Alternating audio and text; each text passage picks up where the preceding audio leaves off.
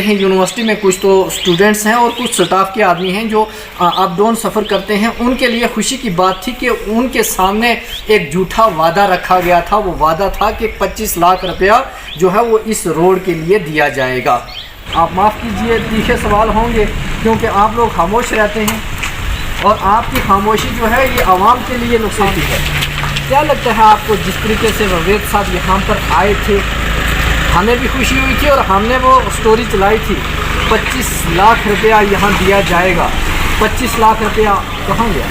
पहले तो मैं आपके जेड न्यूज़ उर्दू का बहुत शुक्रगुजार हूँ कि आप यहाँ पे म्यूनसिपलिटी एरिया के अंदर कवरेज करने के लिए आए। तो विबोध गुप्ता साहब की बात पे आने से पहले मैं आपको थोड़ा सा इसका ब्रीफ कर दूँ। वो ब्रीफ डिस्क्रिप्शन देना मैं इसलिए मुनासिब समझता हूँ ताकि चीज़ें क्लियर हो जाएंगी आपको भी कुछ अच्छे तरीके से। देखें, ये 26 करोड़ का प्रोजेक्ट था। ये 2019 जुलाई में एजाज़ असद साहब के टाइम शुरू हुआ था, ठीक है। अब डेट ऑफ स्टार्ट मैंने आपको बता दी। तो उसके बाद ये एजाज़ असद साहब के टाइम पे शुरू हुआ था। फिर एजाज़ असद साहब चले गए, हमारे नज़ीर शेख साहब आए डीसी साहब, फिर राजेश शवन साहब आए, वो भी चले गए, और अभी आए हुए हैं IAS विकास कुंदल साहब, ठीक है।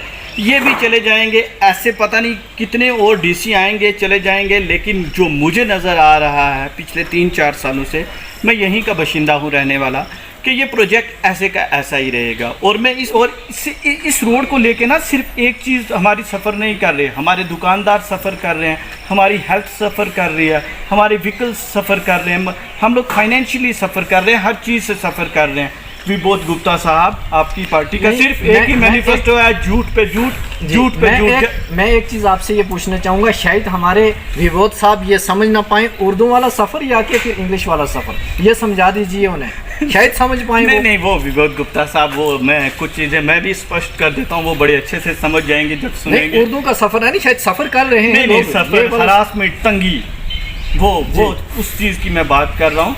तो नाजरीन को आदाब व सलाम। नाजरीन, हमेशा मैं एक बात कहा करता हूँ कि दौरे हुकूमत में जो वादे किए जाते हैं वो वादे अक्सर झूठे क्यों निकलते हैं। जहाँ सरकार का ये कहना था कि 2022 को, यानी 2022 में बिजली, पानी और ये सड़क जो है वो हर घर पहुँचेगी। बिजली पानी कहाँ कहाँ पहुँचा आप बखूबी जानते हैं, और रोड कहाँ तक पहुँची वो भी जानते हैं, और जो बनी हुई रोडें हैं उनमें खड्डे कितने हैं वो भी आप जानते हैं। और फिर सरकार के झूठे दावे जो हैं वो भी मैं आपको बताने की कोशिश करूँगा कि सरकार आखिर झूठे दावे क्यों करती है, क्यों वादे करती है और फिर उस वादे से हट जाती है। मैं इस वक्त मौजूद हूँ बाबा ग्राम शाह यूनिवर्सिटी जो रोड है इस पर मौजूद हूँ, और मैं कैमरामैन से गुजारिश करूँगा वो आएँ और दिखाएं, ये वाली हालत दिखाएं, ये पोर्शन दिखाएं। ये जो हालात आप देख रहे हैं, ये विजुअल देख रहे हैं, ये खड्डे तो सिर्फ नॉर्मल खड्डे हैं, और यकीन माने कि अगर आप इस रोड में आ जाएंगे तो दोबारा आपको अपनी गाड़ी का जो काम है वो करवाना लाजमी होगा। बहुत सारे लोग आए जिन्होंने दावे किए, झूठे दावे किए और यहाँ से चले गए।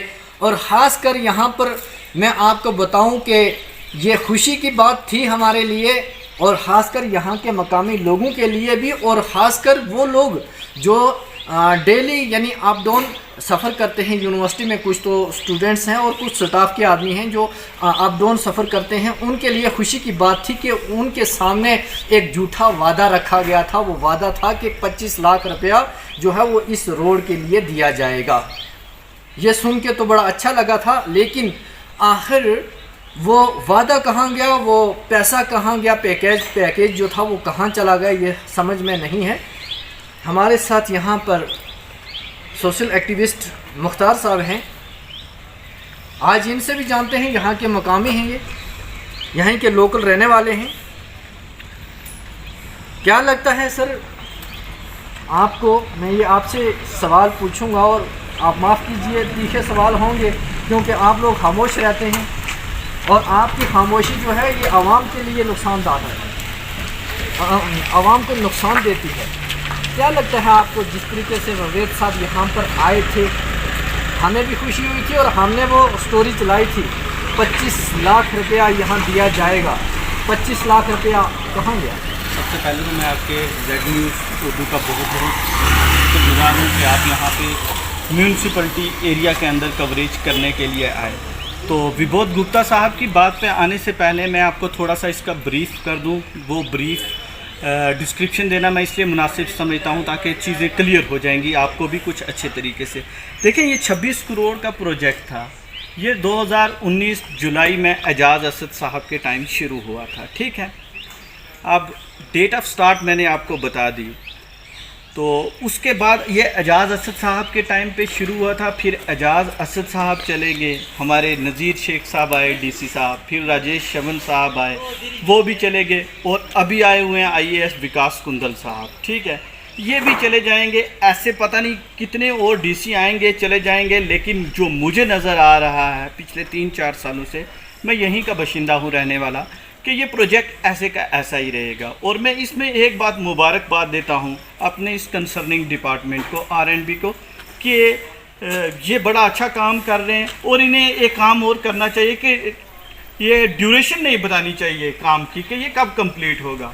ये डेट ऑफ स्टार्ट ठीक है, डेट ऑफ जो कंप्लीट है वो क़यामत तक चलता रहेगा। जब तक इंसान चलता रहेगा ऐसे ही वो धक्के इन प्रोजेक्ट्स को लेके खाता रहेगा।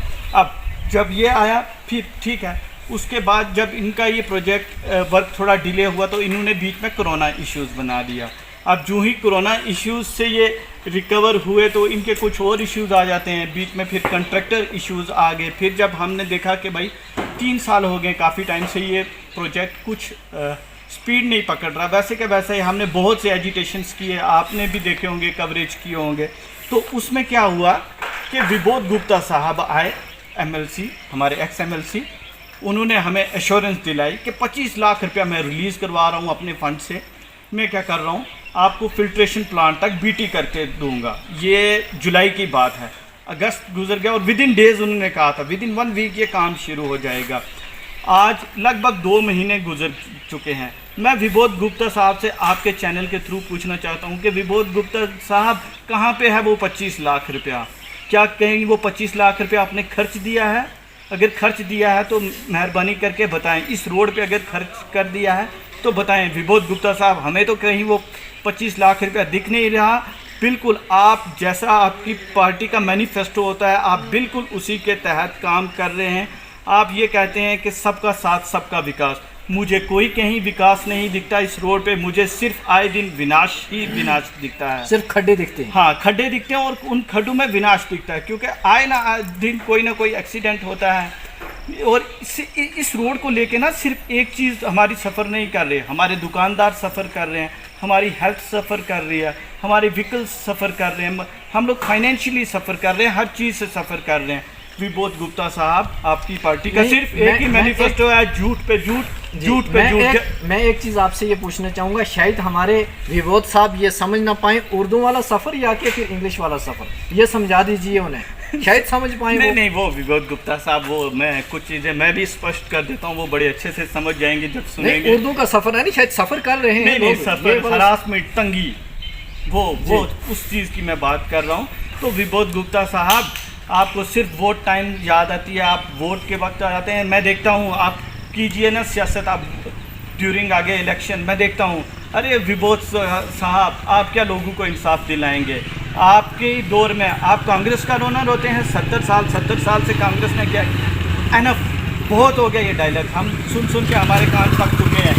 विबोध गुप्ता साहब, अगर आपकी इंटेंशन होती और आपकी पार्टी की इंटेंशन होती, ये प्रोजेक्ट आज तक कंप्लीट हो गया होता। ये प्रोजेक्ट BGSPU का, जनाब ये तो आप ही की हुकूमत के दौरान शुरू हुआ, ये क्यों नहीं आज तक कंप्लीट हुआ? इसका मलबा आप किस पे सर डालेंगे? अगर आप में गट्स हैं, आप रिस्पॉन्सिबिलिटी उठाइए कि ये प्रोजेक्ट हमारे दौर में शुरू हुआ, हम लोग नाअहल हैं कि हम लोग ये प्रोजेक्ट नहीं कंप्लीट कर पा रहे। आप एक दफ़ा कह दीजिए कि हम लोग नाअहल हैं, ये प्रोजेक्ट नहीं कंप्लीट कर पा रहे, मैं बताऊंगा इसका अल्टरनेट, हम लोग ये रोड बना के बताएंगे आप लोग कैसे बनाते हैं, मैं बताऊंगा इसका अल्टरनेट। लेकिन विबोध गुप्ता साहब, बहुत हो गया, आप लोगों ने बड़ा इमोशंस हमारे जज्बात एहसास के साथ खेल लिया। अब इन चीज़ों का एहसास आने वाले इलेक्शंस में हम उन सबको दिखाएंगे जो यहाँ के रिप्रेजेंटेटिव्स बने हुए हैं। मैं उन रिप्रेजेंटेटिव्स को लेके एक बात कहना चाहूँगा कि फ़कत बातें अंधेरों की, किससे महज उजालों के।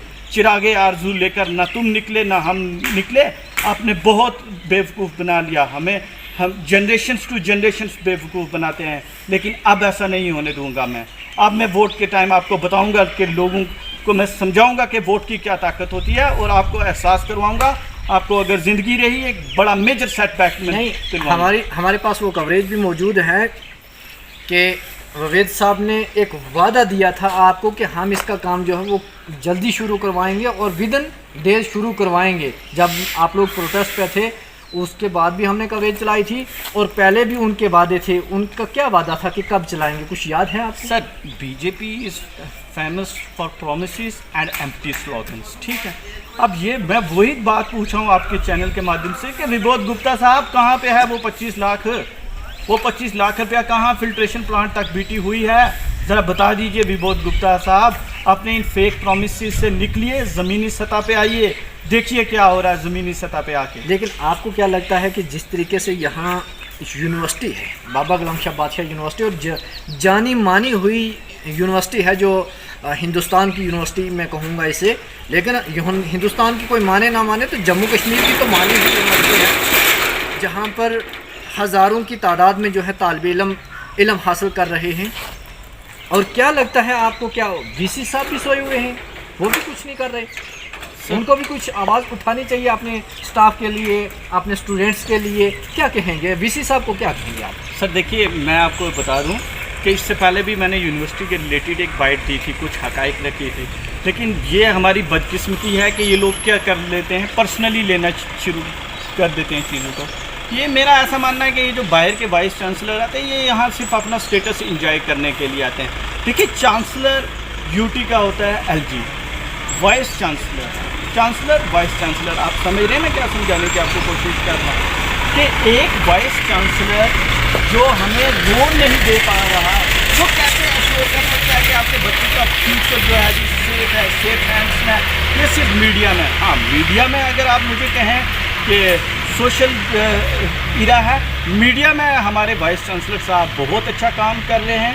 और मुझे साथ में ये लगता है कि वो वाइस चांसलर हैं तो हमारी गवर्नमेंट ने क्या किया हुआ है, उन्हें एयर स्पेस प्रोवाइड की हुई है, और वो जिस गाड़ी में सफ़र करते हैं वो ड्यूल है। ड्यूल ऐसे है कि जब रोड ठीक है तो वो रोड पे चलेगी, जहाँ से रोड ख़राब आएगी स्विच कर लीजिए। जैसे आप बाहर की कंट्रीज़ में फ्लाइंग कार चलती है, हमारे वीसी साहब वहाँ से स्विच कर लेते हैं, वो फिर थ्रू एयर जाते हैं यूनिवर्सिटी। ये सब कुछ इनका कहना था, और आखिर में सब कुछ कह दिया, लेकिन आखिर में एक सवाल मेरा और रहेगा इनसे, और बड़ा अहम रहेगा। अभी क्योंकि इलेक्शन की तैयारियां भी हो रही हैं, आज़ाद साहब जो हैं उन्होंने भी कांग्रेस को छोड़ के वो भी कहीं और चले गए हैं। क्या लगता है शायद हो सके कुछ इन दिनों में कोई आपके पास और आ जाए, आपको कोई लालच दे दे इस यूनिवर्सिटी के बारे में, क्या कहेंगे?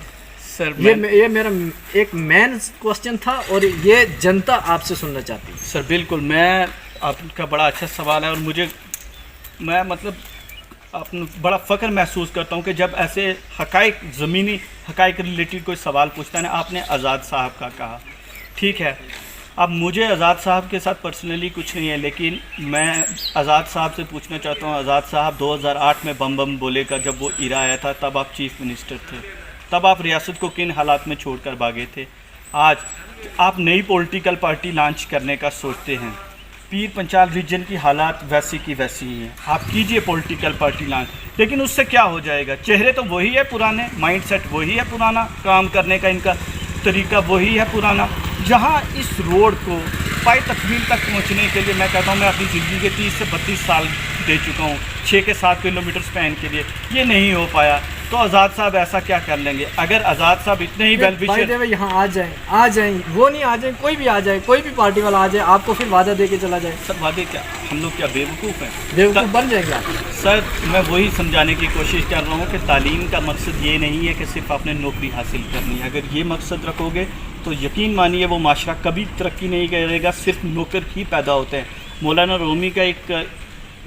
मौलाना रूमी से किसी ने एक दफ़ा पूछा कि कौमें कैसे बनती हैं, तो उन्होंने कहा कि कौमें बनती और बिगड़ती ऐसी हैं जब जब अच्छे और बुरे की तमीज़ ख़त्म हो जाती है।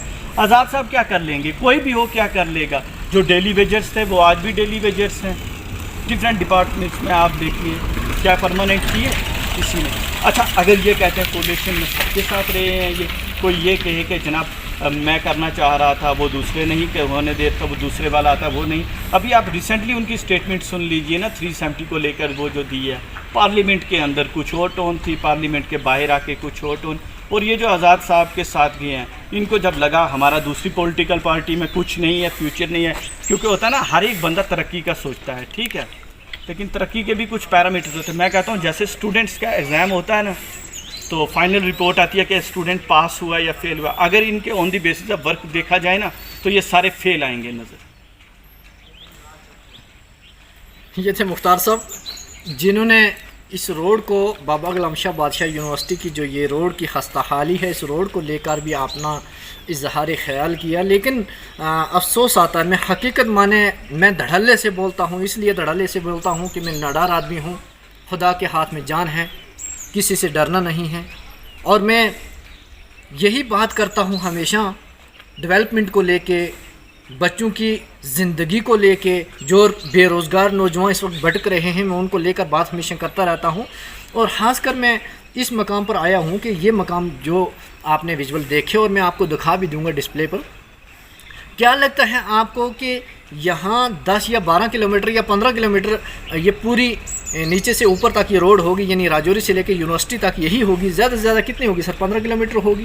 कहाँ ये यूनिवर्सिटी तक ज़्यादा से ज़्यादा यही होगी, मेरे ख्याल से यही होगी। 15-16 किलोमीटर मान के चलो। लेकिन उसको बनाने में कहीं साल लग जाते हैं यहाँ डेवलपमेंट को लेके। और फिर भारतीय जनता पार्टी ये कहती है जी कांग्रेस ने बेड़ा गर्क कर दिया, कांग्रेस ने 70 साल से ये नहीं किया, एनसी ने ये नहीं किया, दूसरे किसी ने ये नहीं किया। लेकिन मैं बीजेपी वालों से पूछना चाहता हूँ, आपके ववेद साहब आए थे यहाँ पर, गुप्ता साहब यहाँ पर आए थे, और गुप्ता साहब ने जो झूठा दावा किया इन लोगों के साथ कि 25 लाख रुपया जो है वो दिया जाएगा, और 25 लाख का अगर दे नहीं सकते थे तो वादा क्यों किया था? अगर वादा किया था तो फिर दिया क्यों नहीं? ये मेरा सवाल उनसे रहेगा। और ये लोग कितना सफ़र हो रहे हैं इसका अंदाज़ा कोई लगा नहीं सकता है। मैं यही कहूँगा आवाम से कि आप क्या डिसाइड करते हैं, आपको भी डिसाइड करना है। जी, आप कुछ कहना चाहेंगे? सर, मैं साथ में ये कहना चाहूँगा कि डीसी साहब, मैं एक मतलब फिर कहता हूँ sir, with due respect, you are an IAS officer. ऐसा क्या है कि ये ऑफिसर आपको ब्लैकमेल करते हैं? और JNT ग्रेवियंस सेल ये जो इन्होंने बनाया, मैं तो कहता हूँ टोटली एक मजाक है। वहाँ पे डालो वो जैसे था ना सनी देओल की मूवी आई थी, उसमें एक डायलॉग होता था, तारीफ पे तारीफ। अब ये जो है ना कंसर्निंग डिपार्टमेंट R&B, झूठ पे झूठ, इतने झूठ बोलते हैं। मैं कहता हूँ इन्हें कोई शर्म, कोई इंसान में हया होती है वो भी नहीं आती। और मुझे एक चीज़ समझ नहीं आती कि मैं डीसी साहब को पूछना चाहता हूँ, क्या डीसी साहब आप इतनी सस्पेंशन लेटर निकालते हैं आए दिन, आप इनको क्यों नहीं सस्पेंड करते? इनकी क्यों नहीं क्लासेस लेते? हम लोग थक चुके हैं। आप यहाँ का जो कंसर्निंग जेई है, खुदारा कम अज़ कम इतना ही कर दीजिए, उसे ही यहाँ से हटा लीजिए। वो चेहरा देख देख के हम लोग थक चुके हैं। और मुझे एक चीज़ समझ में नहीं आती, हमारी एडमिनिस्ट्रेशन तब एक्टिव होती है जब कोई हादसा हो जाता है, हादसा होने से पहले क्यों नहीं एक्टिव होती? क्या उन्हें इस रोड की हालत नज़र नहीं आती डीसी साहब को? डीसी साहब, लास्ट टाइम जब हमने एजिटेशन किया, वहाँ पे कंसर्निंग डिपार्टमेंट ने ये भी आके कहा कि हम लोग वहाँ सीमेंट क्रॉसिंग रोड के पास जो है सीमेंट रोड का काम चल रहा है। कहाँ है डीसी साहब आज की डेट में? ग्रेवियंस सेल में एक्शन डालता है कि जी जनाब हम लोग ट्रेंचेस जो हैं रिपेयर कर रहे हैं, कोई काम नहीं है। और मैं एक चीज़ और पूछना चाहता हूँ, वो कंट्रैक्टर वो कहाँ है, वो महारथी जो एक दिन आके मीडिया में ये कह रहा था कि जनाब हमने ये जो रिपेयरिंग का रोड का काम शुरू कर दिया है? कहाँ है जनाब कंट्रैक्टर साहब? आप आएँ ना, यहाँ जेई कोई देखने को मिलता है ना ए। और एक्सीडेंट साहब तो मैं कहता हूँ माशाल्लाह, अगर कोई अवार्ड है झूठ बोलने का तो उनको आने वाले रिपब्लिक डे पे उन्हें झूठ की तरफ से सबसे टॉप प्रायोरिटी पे रख के वो अवार्ड दिया जाएगा। अच्छा, मैं आखिर में एक और सवाल करूँगा, है वक्त ज़्यादा हो गया है। जिस तरीके से आपने ये न्यूज़ भी देखी होगी कि जम्मू में एक टेम्पो वाला बेचारा जो है वो गाड़ी को पार्क करके दवाई ले रहा था, 5 मिनट भी नहीं गुजरे तो उसका चालान काटा गया। लेकिन वहीं पर जैसे पुंछ में कल हादसा हुआ है, और हमारे यहाँ थाना मंडी में देखें कितनी पुरानी मेटाडोर कब से चल रही हैं, उसमें डिपार्टमेंट क्यों नहीं बोल रहा? क्यों नहीं बोल रहा? सर मैं एक चीज़ बताना चाहूँगा, बड़ी जिम्मेदारी के साथ ये बात कहता हूँ कि इस दुनिया का सबसे बड़ा मजाक ही यही है। जब कोई ये कहता है ना कि कानून सबके लिए एक जैसा है, मुझे ये सबसे बड़ा मजाक लगता है। इस मुल्क में ज़्यादातर कानून जो है सिर्फ इस टाइम गरीब के लिए है, अमीर के लिए कोई कानून नहीं। आपने तो ये जो नारा लगाया है कानून सबके लिए एक है, ये क्या है? Sir these things are exist only in books. आप जैसे बात कर रहे थे ना, एक टेम्पो ड्राइवर मजबूर बेचारा उतरा मेडिसिन लेने के लिए, उसको क्या कर दिया इन्होंने, चालान कर दिया। आप मुझे बताइए, इस मुल्क का कानून जहाँ ये कहता है कि सबके साथ सबका विकास, सबके लिए एक जैसा है, कहीं दिखता है इस मुल्क में? आपको एक छोटी सी मिसाल देता हूँ। अगर कोई चोरी करते हुए कोई थोड़ा बहुत रोटी चुराते हुए पकड़ लेती है ना हमारे मुल्क का कानून, एक दिन की रोटी चुराते हुए, तो वो उसे अगले 6 महीनों के लिए जेल में डाल देती है। 6 महीने फिर वही गवर्नमेंट जो है उसको राशन देती है उस एक दिन की वो रोटी चोरी करने के चक्कर में। तो कहीं ना कहीं हमें इन चीज़ों में भी अमेंडमेंट्स की ज़रूरत है। जैसा आप कहते हो गाड़ियों का, ये सब जगह चलता है सर, करप्शन हर जगह। ये लोग देख के ऐसे फिर क्या लगता है, जैसे 5 लाख का कहा कि जो मरने वाले हैं उनको 5 लाख दिया जाएगा, क्या 5 लाख उन जानों को वापस ला सकेगा? सर ज़िंदगी बड़ी अनमोल है, इसकी कोई कीमत नहीं। तो 5 लाख जो उन्होंने वादे किए, सर मैं तो कहता हूँ 50-50 लाख रुपये अभी दिया जाए तब भी कम है।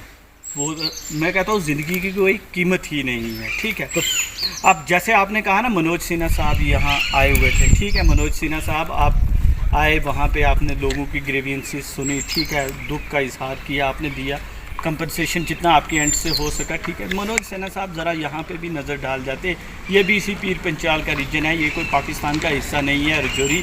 यहाँ पे भी हमारे नुमाइंदे, हमारे रिप्रेजेंटेटिव मनोज सिन्हा साहब को ये BGSPU की रोड का सैर करवा देते ज़रा, कि आए दिन लोग किस परेशानी से गुजर रहे हैं, ज़िंदगी मौत को हथेली पे रख के जा रहे हैं, उसका भी विजिट करवाते। लेकिन हमारे रिप्रेजेंटेटिव्स, मैंने कहा कि उनमें इतने गट्स नहीं है, वो सिर्फ वोट बैंक की सियासत करते हैं, इसके अलावा और कुछ नहीं करते। मुख्तार साहब से जिन्होंने बेबाकी से अपनी बात रखी है, आप क्या राय अपनी देते हैं वो आप कमेंट में ज़रूर लिखें। और आप लोग बड़े समझदार हैं, क्योंकि जनता बड़ी समझदार है, वो फैसले बड़े सही करती है। आप ही लोगों के फ़ैसले होते हैं, और आप लोगों का प्यार जो है वो जेड न्यूज़ को मिला है, हमेशा मिलता रहा है। आप देखते रहें जेड न्यूज़ को, और मुझे दीजिए इजाज़त। साजिद रज़ा को अल्लाह हाफ़िज़।